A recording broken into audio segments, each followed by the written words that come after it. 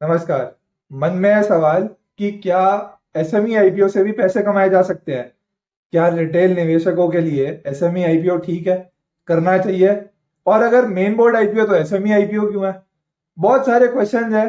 एक क्वेश्चन ये भी आता है कि भाई 1-1.5 लाख कैपिटल बड़ी मुश्किल से जुटा पाए हैं तो करे क्या, रिस्क कितना है? बहुत सारे क्वेश्चन एसएमई आईपीओ के रिलेटेड मन में आते हैं और उन सभी का ही आंसर भले ही ना मैं दे पाऊं, क्योंकि देखिए ऐसा हो सकता है आपको मेरे आंसर समझना है, लेकिन एक प्रैक्टिकल वे में आप कैसे सोच सकते हो एसएमई आईपीओ के अंदर, उसके बारे में इस वीडियो के अंदर बात करेंगे। और कैसे अगर आप पैसे बना सकते हो, पैसे बनाने की अपॉर्चुनिटी है तो कैसे उसके बारे में हम एक पर्सपेक्टिव लेकर चले, वो मैं इस वीडियो में आपसे डिस्कस करूंगा। लेकिन देखिए सबसे पहले बात आती है कि एसएमई क्या है। थोड़ा सा उसको समझ लेते हैं। एसएमई यानी कि small and medium enterprise, simply मैं बोलूँ तो। अब ये लोग स्मॉल एंड मीडियम एंटरप्राइज है कौन? देखिए कंपनी बहुत है, बड़ी बड़ी कंपनी आपको पता ही है, सारी जो लिस्टेड कंपनीज है, बड़ी कंपनीज। लेकिन कुछ छोटी कंपनीज ऐसी भी हैं जो आगे ग्रोथ प्रोस्पेक्ट्स अच्छा रखती हैं, अच्छा करना चाहती हैं, लेकिन कहीं फंडिंग की रिक्वायरमेंट आ जाती है, पैसे की कमी पड़ जाती है।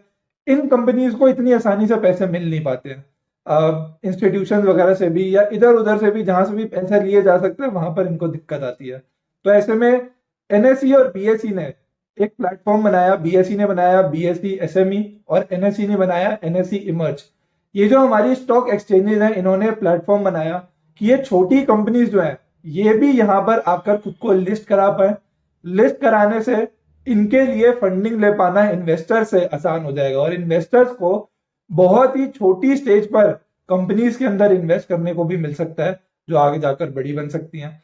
तो ये जो पूरा प्रोसेस निकल के आया है, इसको समझना जरूरी है कि ये एसएमई आईपीओ के रिलेटेड क्या क्या चीजें हैं, क्या क्या हमें ध्यान रखनी है बातें, रिस्क फैक्टर, पॉजिटिव फैक्टर भी इसमें देखेंगे, वो सारी इसमें बात करेंगे। देखिए सबसे पहले अगर मैं बात करूं कि कौन सी वो कंडीशंस है जिसको पूरा करते ही ये कंपनीज अपना आईपीओ लेके आ सकती हैं, तो सबसे पहले क्या है कि 3 करोड़ की पेड अप कैपिटल होनी चाहिए, उतने की नेटवर्थ और उतने ही नेट टेंजिबल एसेट्स होने चाहिए। ये एक पहली कंडीशन है। दूसरी कंडीशन ये है कि पिछले 3 में से 2 साल कंपनी प्रॉफिटेबल होनी चाहिए।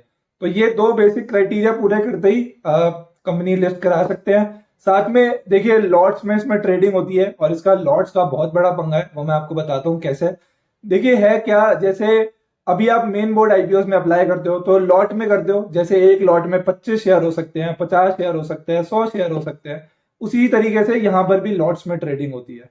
लेकिन अगर आप मेन बोर्ड आईपीओ में अगर आपको अलॉटमेंट आती है, आप शेयर बेचने जाते हो, आप 1 शेयर भी बेच सकते हो, 5 भी बेच सकते हो, 10 भी बेच सकते हो, या सारे के सारे भी बेच सकते हो, वो आपकी मर्जी होती है। लेकिन एसएमई आईपीओ के अंदर आपकी ये मर्जी नहीं चलेगी।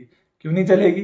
क्योंकि पूरा का पूरा लॉट या तो खरीदना पड़ेगा या बेचना पड़ेगा। मान लीजिए आईपीओ आ रहा है, 1000 लॉट के शेयर, 1000 शेयर है एक लॉट के अंदर, तो आपको पूरा का पूरा 1000 का वो जो लॉट है वो बेचना पड़ेगा या खरीदना पड़ेगा। मार्केट से भी लेना चाहते हैं तो पूरा का पूरा लॉट ही खरीदना पड़ेगा। जो लोग एफएनओ करते हैं उनको इस बारे में अंदाजा होगा, क्योंकि उनको भी शेयर लॉट में ही खरीदने होते हैं। तो यहां पर भी आपको लॉट्स में बात करनी पड़ेगी, लॉट्स में ट्रेडिंग करनी पड़ेगी। तो ये बेसिक क्राइटेरिया जिससे एसएमई जो है वो आईपीओ में लिस्ट करा सकती है, अपने आप को आईपीओ के थ्रू पैसा उठा सकती है।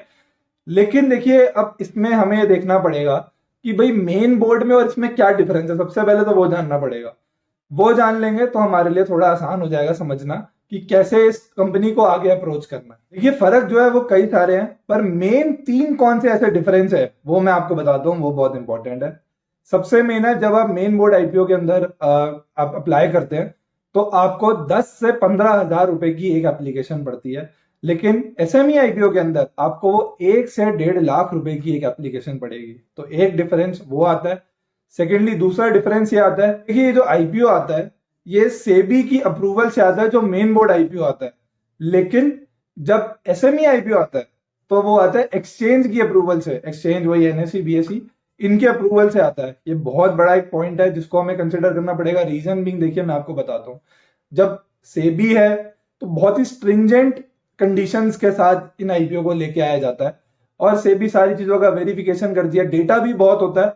लेकिन जब एसएमई आईपीओ आती है तो डेटा उसमें इतना नहीं होता, थोड़ा रिलैक्स ही इनका रिलैक्सेशन रहती है, इतना स्ट्रिंजेंट नहीं होता इनका क्राइटेरिया लिस्ट कराने के लिए, तो थोड़ा सा वो जो एक फर्क आता है, डेफिनेटली वो एक डिफरेंस है। अगर आप डेटा की अश्योरेंस के उस हिसाब से सोचो कि डेटा कितना ऑथेंटिक है, तो उस कंडीशन के अंदर आपको सेबी के ऊपर ज्यादा ही भरोसा होगा, वो तो वैसे भी एक अथॉरिटी है। तीसरा जो देखिए डिफरेंस है वो ये है कि जो ये कंपनीज लिस्टेड है ऑलरेडी, इनको हर 3 महीने के अंदर अपने क्वार्टरली रिजल्ट देने पड़ते हैं। ये जो एसएमई आईपीओ वाली कंपनीज हैं ये, इनको हर 6 महीने में देने पड़ते हैं। पहले तो ये 1 साल था, लेकिन अब 6 महीना हो चुका है। 6 महीने में अपने फाइनेंशियल रिपोर्ट सबमिट करते हैं, जिससे आपको उनके बारे में पता लगता है कि कैसी परफॉर्मेंस चल रही है। ये कुछ कुछ बेसिक बेसिक चीजें थी जो मुझे आपको बतानी थी। अब लेकिन जो एक्चुअल बात है जो हम करना चाहते हैं वो मैं आपको बताऊंगा। देखिए एसएमई आईपीओ के अंदर बहुत वेरिएशन आता है। कैसा वेरिएशन?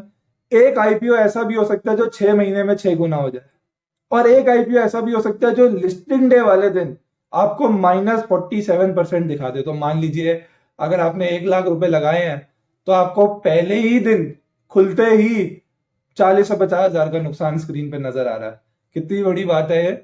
और ऐसे भी आईपीओ लिस्ट होते हैं जो कि मेन बोर्ड में भी होते हैं कि अगर आपने 1 लाख लगाया तो स्क्रीन खुलते ही, यानी कि पहली टिक आते ही आपको स्क्रीन के ऊपर 1.5 से 2 लाख का प्रॉफिट भी दिख सकता है। तो इतनी वेरिएशन है, अमाउंट बड़े बड़े हैं, तो अब इसमें रिस्क को बहुत ज्यादा ध्यान रखना पड़ता है। तो इसको कैसे अप्रोच करें, कैसे समझे? देखिए डेटा जो ये देते हैं, ये भी एक प्रॉब्लमेटिक सिचुएशन इसलिए हो जाती है क्योंकि डेटा बहुत छोटा है। आपने सुना होगा जो लोग आईआईटी आईआईएम से पढ़ के निकलते हैं, उनके पैकेज आपने सुने होंगे, कई लोगों के 1-1 1.5-1.5 करोड़ पैकेज होते हैं। तो ये कंपनी के तो प्रॉफिट जो है वो उस पैकेज से भी कम होते हैं कभी कभार। तो अगर वो इतना कमा नहीं रहे हैं तो डेटा हमारे लिए कम हो जाता है, तो ऐसे में उस कंपनी को एनालाइज करना बहुत मुश्किल है। इन्वेस्टर निधि चैनल पर अभी तक मैंने एसएमई आईपीओ की कोई बात नहीं करी थी, पर लेकिन इतनी ज्यादा आप लोग रिक्वेस्ट कर रहे हो कि भाई नहीं एसएमई आईपीओ करो, एसएमई आईपीओ करो, तो बस अब फिर सोचा कि अब अगर करना ही है तो फिर थोड़ा अच्छे से प्रॉपर एंट्री लेके करेंगे, पूरा सोच समझ के करेंगे। तो उसको अप्लाई कैसे करना है उसकी स्ट्रेटजी मैं आपको आज एक बताता हूँ। देखिए अगर आपकी कैपिटल 1 लाख से कम है तब तो वैसे ही अप्लाई नहीं कर सकते। तो उस केस में तो जब तक कैपिटल 1 लाख ना हो जाए तो आप उसमें अप्लाई ना करें, कोई दिक्कत नहीं है।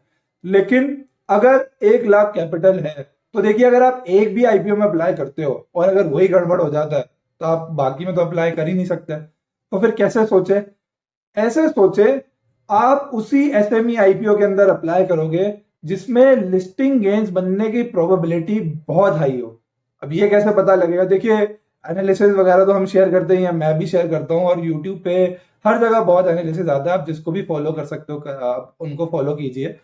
एनालिसिस के बेसिस पे अगर एक अश्योरेंस बनती है कि भाई ये जो आईपीओ है ये कहीं ना कहीं 40 से 50% लिस्टिंग गेन दे सकता है, 30-40% दे सकता है, या ज्यादा भी दे सकता है, तो उसमें अप्लाई करने पर क्या होगा? मान लीजिए मार्केट खराब हो भी गई, दिक्कत हो गई, कुछ ऊपर नीचे हो भी गया, तो एटलीस्ट आपको 5% तो मिलेगा, 10% तो मिलेगा, और अगर नुकसान हो भी गया तो 2-4% होगा, संभल जाएंगे। लेकिन अगर किसी आईपीओ में हमें पता ही नहीं है कि लिस्टिंग गेन्स बन सकते भी हैं या नहीं बन सकते, उसमें अप्लाई कर दिया और वो 20-25% नीचे खुल गया, तो क्या करेंगे? तो इसलिए इस बात को ध्यान रखते हुए मुझे लगता है कि जो भी लोग एसएमई आईपीओ के अंदर इन्वेस्ट करना चाहते हैं, अगर 1 ही लाख कैपिटल है और उसी से शुरुआत करना चाहते हैं, वैसे तो 1 से 1.5 के बीच में कोई भी अमाउंट हो सकता है, मिनिमम अमाउंट 1 लाख है, वो तो डिपेंडिंग अपॉन की कंपनी आईपीओ में क्या डिमांड कर रही है पता लगता है। आप 1.5 लाख ही मान लो।